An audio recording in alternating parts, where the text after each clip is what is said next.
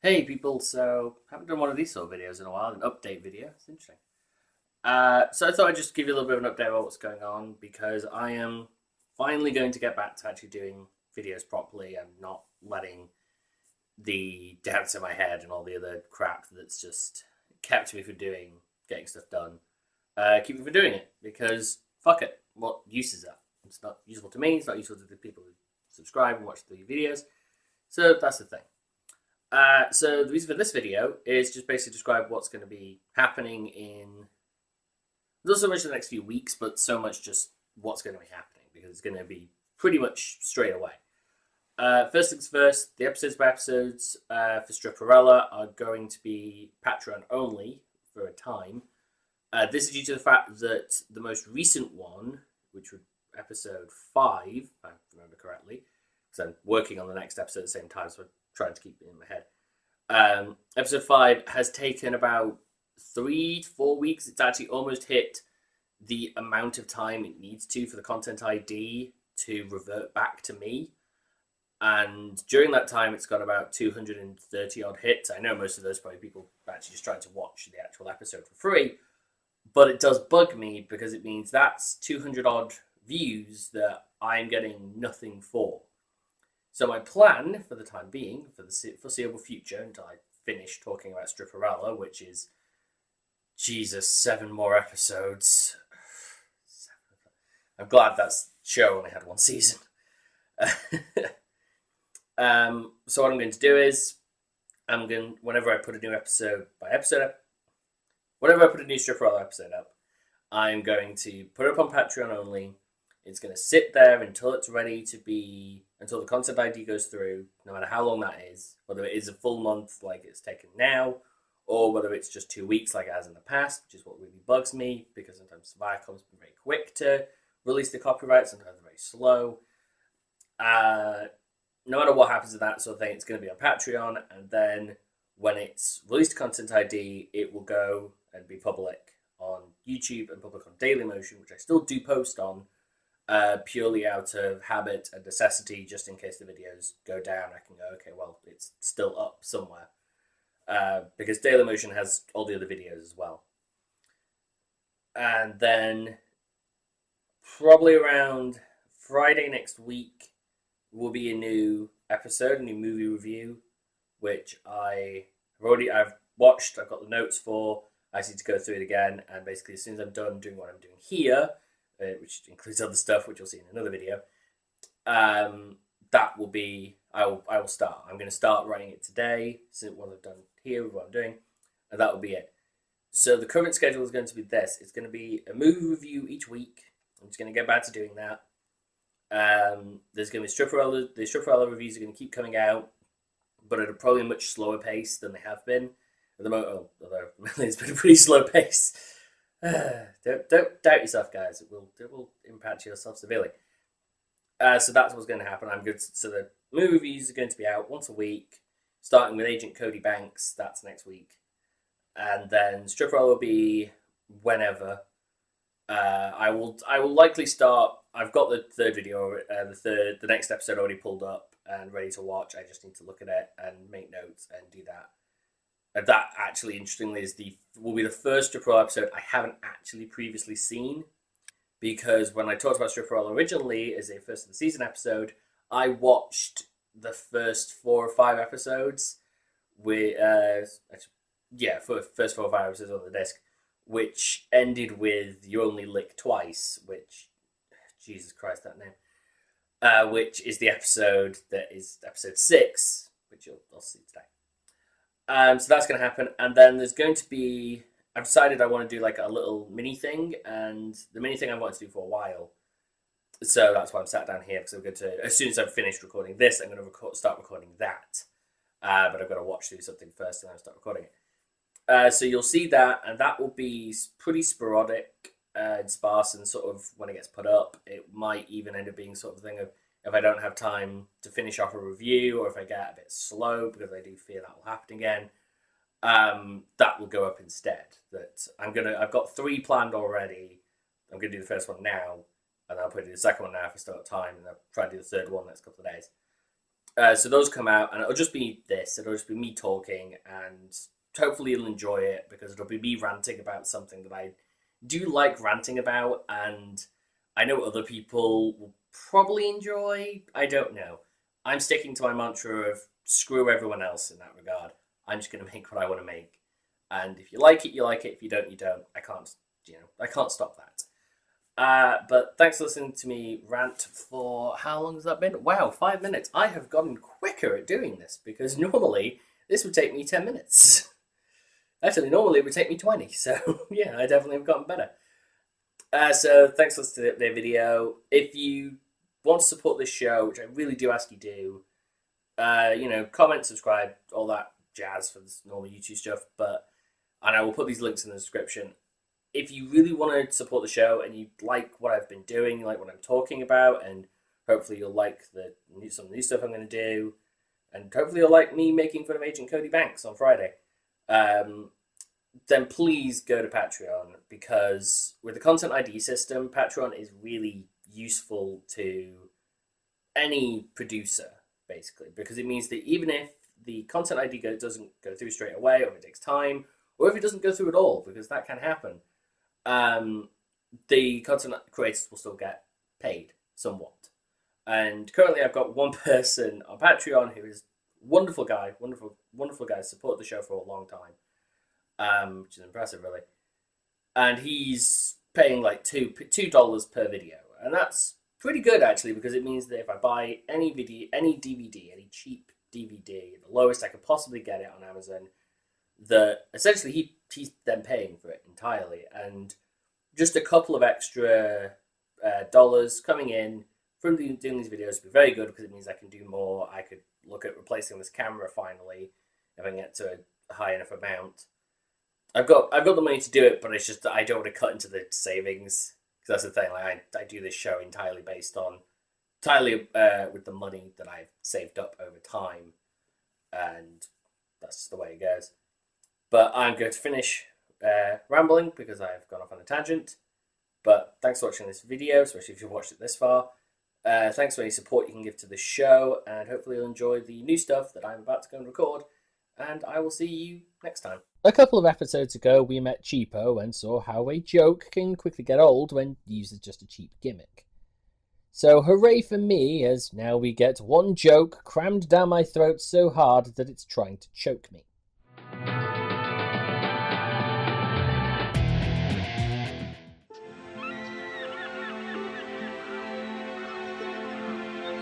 Wait, that intro sounds familiar.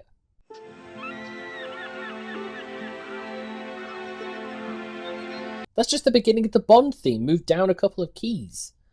Which is ironic, because that's what I think the writers were on when they were making this. We open the episode seeing a hacker in her Jessica Rabbit cosplay. If it can be controlled by a computer, it can be controlled by me. Queen Glitoris! Oh! That's it, I'm getting out of here.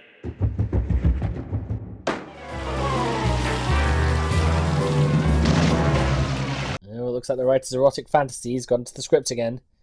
Let's just be glad it wasn't the one about the ferret and the 6-pound block of ham. You may also wonder, what does erotica swimming around in a giant glass have to do with the episode? To which I say, hi, I'm Tyas. Welcome to Stripperella. The episode decides to double your fun, double your pleasure, as we get an equally pointless scene with QC. Unless, of course, the show is actually going for the Guinness World Record in TV show time wasting. Which would explain a lot. One time back in my hometown of Cameltown, Missouri, I was trying to dance inside a giant glass of scotch, but it was on the rocks and I slipped and hit my head. Well, there's Giselle's one line for the episode. Totally not worth it. Listen up, everybody, I've got an announcement. I just thought I'd tell you we're closing tomorrow for a private party. It's a kids' party, so you guys might want to work out some dance routines that are a little more family-friendly. Well, I guess actually that could be quite funny. I mean, trying to disguise adult things as children's things. It's a lot of comedy to go with there. Hey, it's not a kid's party. It's a party for Kid Rock. You raised my hopes and dashed them quite expertly, sir. Bravo! Way to date yourself, show, with a couple that broke up before this show even finished airing, and a marriage that lasted about as long. You may also have noticed that Persephone's voice is wildly different from last time. This is meant to be funny. How exactly it's meant to be funny is beyond me. It just seems jarring and confusing. Just like Stripperella being called in to deal with a train derailing, despite it apparently happening after she's called in. Space is warped and time is bendable. Finally, the plot wakes back up after drinking too heavily again to vomit out the stale spiel of a villain making a ransom for the world. That is, unless you meet my demands. I want $1 million in unmarked bills, and I want another million in marked bills. Well, don't you think we should maybe ask for more than $1 million? $1 million isn't exactly a lot of money these days. Virtucon alone makes over $9 billion a year. Really? The show is using references so old, we were making fun of them 6 years before this episode came out. And here I thought we were dating ourselves with the Kid Rock reference. And now apparently the episode has run out of colour. We can't thank him enough, and I mean this in a purely heterosexual way when I say that tonight, even I feel like making hot, sweaty man love to Armando. Wait a minute, that's the same voice from the Powerpuff Girls. Why am I not watching that instead of this? Another confusing sequence results in Erotica hanging about at the strip club for some reason, instead of being called in about the hostage situation, despite being around to hear the announcement herself. Because who cares about saving the world when Kid Rock is going to appear? Let's get down to business. Stripperella, I want you to go after Queen Clitoris. Special Agent 14 is on the computer right now trying to track her down.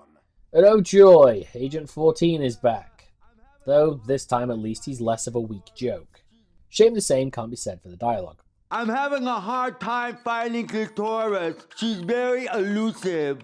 You know, some men think that Clitoris doesn't even exist. Okay, show, the jokes that you just made, they aren't about the clitoris, they're about the G-spot. How do you not know the difference? Also, worryingly, this show conjures up the image of having a testicle replaced with a microphone. That's why we've planted a wire on Armando. We've replaced his left testicle with a microphone. That is a thing that exists in this universe. Yes, my dear.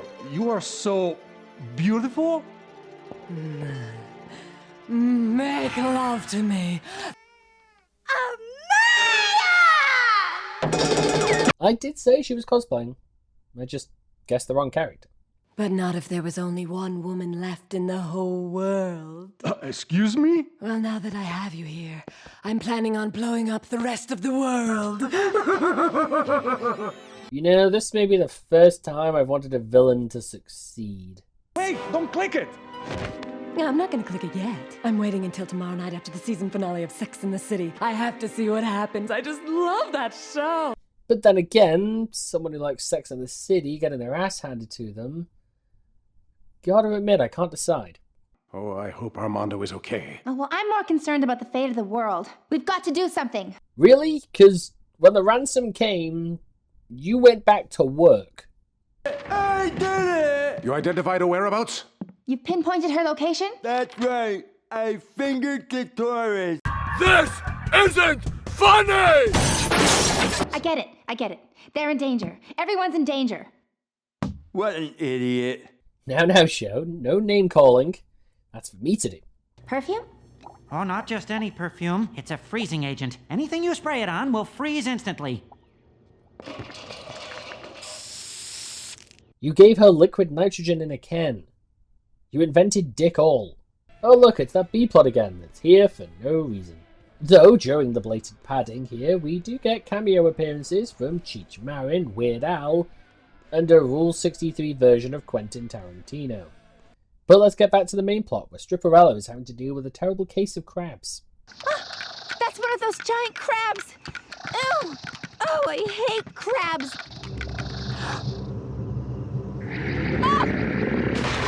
Okay, so the show may have done a very similar joke.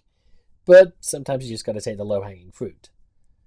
And at least I didn't do a weak spot for massive damage reference, because there's low-hanging fruit, and then there's just crap. And if it seems confusing to you how Stripperella was unaffected by the spray, it'll be even more confusing when Stripperella breaks in through a side window, but somehow comes crashing through the ceiling. Honey, why do you want it to blow up the world? My entire life I've been neglected and unfulfilled. Until I've had my revenge, I will not be unfulfilled. You know what, show? I'll give you credit where credit's due. You've just tried to make your villain a little bit more complex by delving into their backstory. However, I really don't think that Jerry Seinfeld not knowing what her name was is really enough. Oh! Oh! Dolores! Who are you? I'm Stripperella, superhero/secret agent. Sorry, I've never heard of you. I remember those days. I was young, carefree, I had hopes and dreams. And now here I am talking about Stripperella's crabs. And it's the end of the world as you know it!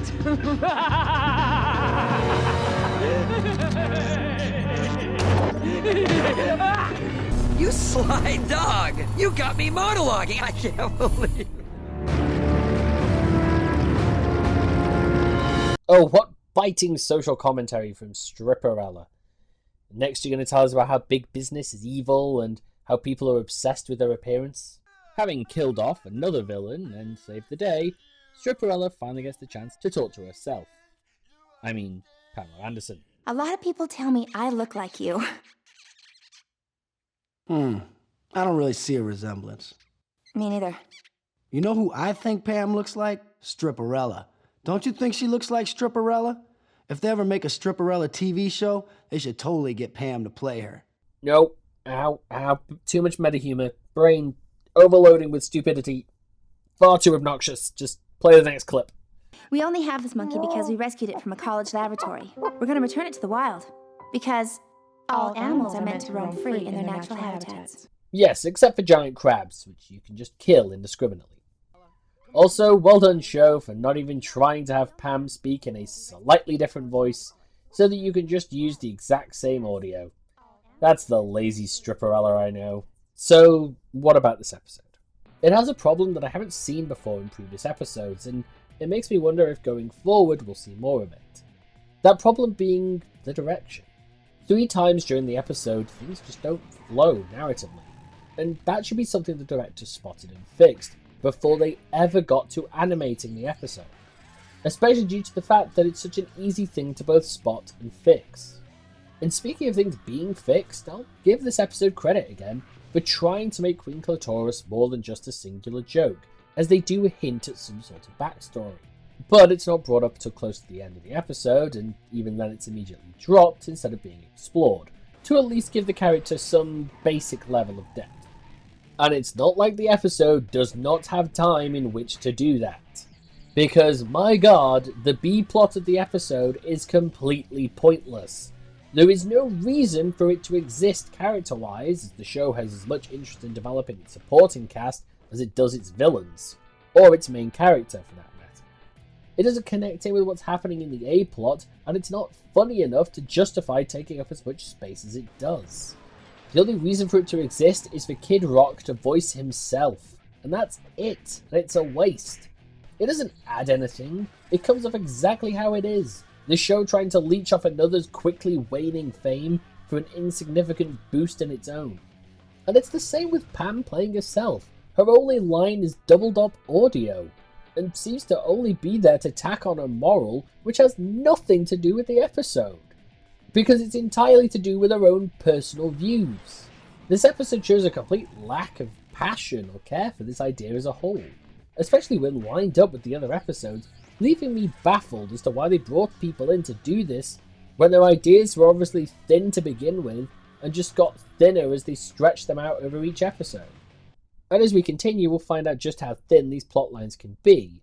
But until then, I've been Tyas, and I'll see you next time.